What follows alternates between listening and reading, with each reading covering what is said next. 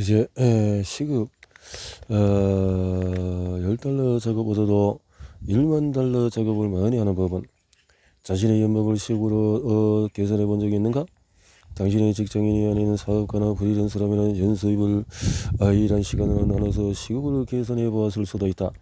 혹시 그 과정에서 본인 일 중에서 가장 가치가 높은 그것은 무엇인지 확인해 본 적이 없는가? 세계적으로 저명한 사업 전략가 페리 마실은 시급에 관해서 오래 고민해왔다. 그는 본인 업무의 가치를 완전히 새로운 방식으로 계산한다. 마셜 치과에서 안내데스크 직원으로 일하며 시간당 $1를 받는 헬렌을 예로 들었다. 헬렌이 하는 일 대부분의 그 가치가 시간당 제로에 가깝습니다. 하지만 그녀의 업무 중에서 시간당 수천 달러의 가치가 있는 일이 몇 가지가 있어요. 예를 들어서 $5,000 상당의 정치 치료가 필요한 환자가 있다고 가정해 봅시다. 이 환자는 구글에서 헬렌이 일하는 치과를 검색해서 전화를 건다. 전화를 받은 헬렌은 이 환자에게 다른 고객을 응대하고 있으니 잠시 기다려달라고 말한다. 이분 뒤에 헬렌이 다시 소리를 들었을 때 이미 전화가 끊어진 상태다.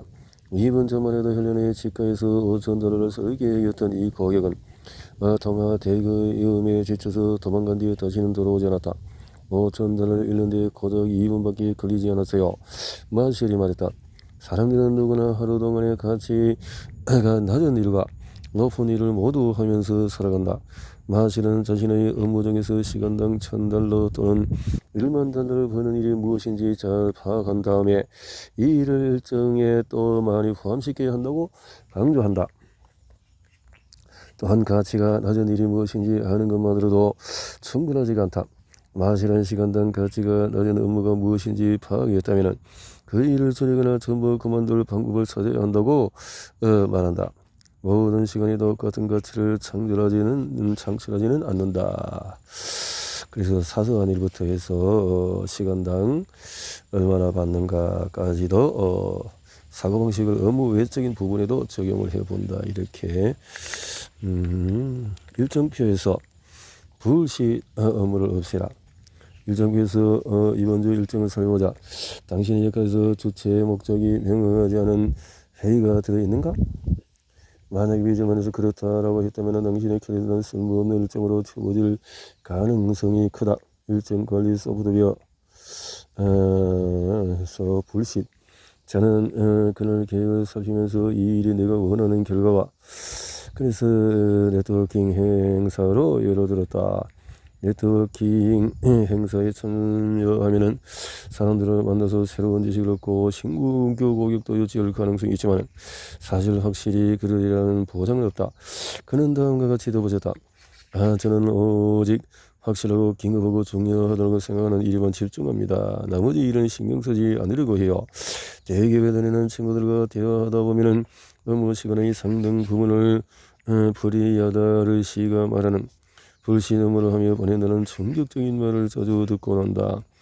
프리야다르 씨는 전날 밤에 다음날 할 일을 계획하는 습관을 들인 덕분에 다이어리 업무 회의 행사를 적을 때마다 불신 업무인지 아닌지 생각하게 되었다. 실천하기. 다이어리에 작성한 계획을 검토하는 시간을 정한다. 매일 실천하는 것이 가장 좋다. 모든 회의, 행사, 고정 활동마다 내 목표를 달성할 수 있게 도와주는 일인가? 라고 자신에게 물어본다. 대답이 아니오라면 계획에서 지우고 예라면 그대로 둔다. 시간을 도둑 맞지 않는 법은 전제라 지키가 어떻게 하면 시간을 더 절약할 수 있을지 항상 고민하는 사람이다. 15년간 구글, 유튜브 등 여러가지 IT 기업에서 디자인으로 일했다. 제라지키도 일정 관리에 관심이 많다. 그러나 제라지키는 일정 관리를 자신의 하루를 스스로 조절할 기회로 여긴다. 저는 구글 캘린더 안에 저만의 캘린더를 따로 만들었어요. 제라지키의 하루는 새벽 6시 30분 커피와 함께 시작이 된다. 커피를 다 마시면 제라지키는 하루 계획장에서 가장 중요한 일을 시작한다. 기타 관리 업무나 회의는 오후로 몰아서 잡는다. 제라지키는 마지막으로 이런 말을 합니다. 저는 다른 사람이 잡는 일정에 끌려다니면서 하루를 보내지는 않아요. 내가 꿈꾸는 이상적인 하루를 떠올려보고 그래서 각 활동하기에 가장 적당한 시간을 생각해 본다. 이상적인 하루를 구체화해 본다. 캘린더를 이용해서 일정을 관리하는 방식에는 두 가지 있다. 첫 번째는 지라치기처럼 구글 캘린더에서 나머지 캘린더를 따로 만드는 것이다. 따로 만들어서 일정을 잡지 마시오. 같은 확실한 문구를 써놓았을 때 효과가 좋았다. 그래도 가능하다면 나만의 캘린더를 만들어서 자신이 계획한 일정에 따라 하루를 설계해보자. 매일 시간을 생산적으로 만드는 법. 흔히 하루를 멋지게 시작하려면 아침 식사로 단백질이 풍부한 음식을 먹고 등등 오수는 시간을 어떻게 활용할지 고민할 때 최적화라는 경제적인 개념을 이용을 한다. 저는 매일 시간을 될 수 있으면 생산적으로 보내려고 해요. 물론 가장 중요한 일 한 가지만 처리하겠다고 생각할 수도 있다. 오스터를 인터뷰하던 당시에 나는 이 책을 집필을 하고 있었다. 그래서 자연스럽게 그녀에게 최적화 개념을 내 상황에 어떻게 적용하면 좋을지 물어보았다. 집필 작업의 한계에 도달했다면 책 쓰기에 1시간을 더 매달리는 것이 비생산적일 수가 있다. 실천하기, 생산성이 높은 하루를 보내고 싶다면 가장 중요한 프로젝트를 우선적으로 처리한다는 조언은 지란마 듣지 말자. 가장 중요한 프로젝트에 몇 시간을 투자하면서 하루를 시작할 수도 있지만 그보다는 자신의 컨디션을 점검하고 언제부터 생산성이 줄어들기 시작하는지 파악하는 것이 더 현명하다. 생산성 한계에 도달했다면 남은 시간을 최대한 활용하기 위해서 비교적 하기 쉬운 일로 바꿔보자. 휴식 시간을 나중으로 미루지 마라. 지금 당신의 캘린더를 살펴봐라. 수많은 회의 일정으로 으스스해 보이겠지만 그래도 지금까지 이 책의 독자로는 몰입이 필요한 업무 시간 정도는 캘린더에 등록해 놓았으리라고 믿는다. 그런데 혹시 일정을 세울 때의 휴식 시간도 계획하는가? 당신이 다른 사람들과 같다면 아마 아니요 라고 대답할 것이다. 뉴 조지 타운 대학교 컴퓨터 공학과 교수이자 베스트셀러 디버커 하이브 마인드를 펴낸 작가인 칼리 포터는 하루를 계획할 때 시간 블록 기법. 그는 다음과 같이 설명한 터였다. 시간 블록 기법을 이용하는 사람들의 생산성이 향상하는 이유는 휴식 시간도 시간 블록으로 넣기 때문입니다. 보통은 이 논쟁에서 이기보다 지는 경우가 더 많다. 그렇게 원할 때마다 휴식을 취하다가 보면 결국 주의력이 훨씬 더 분산이 된다. 이 시점에서 당신이 이런 생각이 들지 모른다.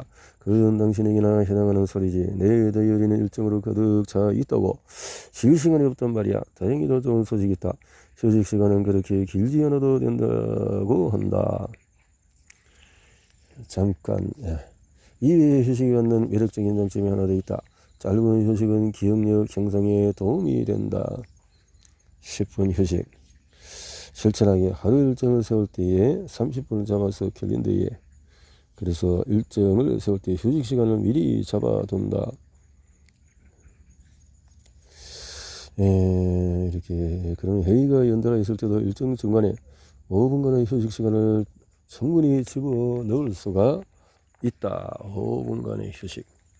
하루를 정신없이 보내지 않는 법은 식당 동료가 정신없이 바쁜 하루를 보냈다며 한다는 말을 들어본 적이 있을 것이다. 그런데 듣다 보니 동료들이 마치 초대받은 회의가 너무 많아 바쁜 VI처럼 느껴졌다. 그러나 세계적으로 성공한 사람들 하루는 실제로 이와 정반대다. 대란 머프는 소프트웨어 개발 회사이자 세계에서 가장 많은 인원이 원격 근무를 하는 기업 길랩의 원격 근무 총괄 담당자다. 그는 하루를 일정으로 꽉 채우면 여유 시간이 전혀 없게 됩니다. 라고 말했다. 이런 일들은 보통 1시간 또는 그 이상으로 걸리기 일수다. 또한 머프는 비도 없이 일정을 잡아두면 혁신이 일어나기 힘들다고도 지적한다. 누군가 당신에게 정밀회의에 참석하느라고 미치도록 바빠서 힘들다고 불평한다면 이제 당신은 전처럼 불안한 마음이 들지 않을 것이다. 오히려 덜 정신없고 덜 바빴던 자신의 하루를 떠올리면서 어쩌면 내가 더 성공한 사람인지도 몰라 라고 속으로 으쓱할지도 모른다. 실천하기. 다이어리에 일정이 꽉 차 있다고 해서 생산적으로 살고 있다고 착각하면 안 된다. 오히려 아무것도 하지 않는 시간 버퍼 타임을 의도적으로 집어넣어야 한다. 캘린더의 휴식 시간을 입력해 놓는다. 시간 블록 기법으로 하루 계획을 세운다면 업무별 소요 시간을 실제보다 짧게 회의 사이마다 휴식 시간을 넣는다. 휴식 시간을 넣는다. 그래서 휴식 시간을 넣어서 그렇구나.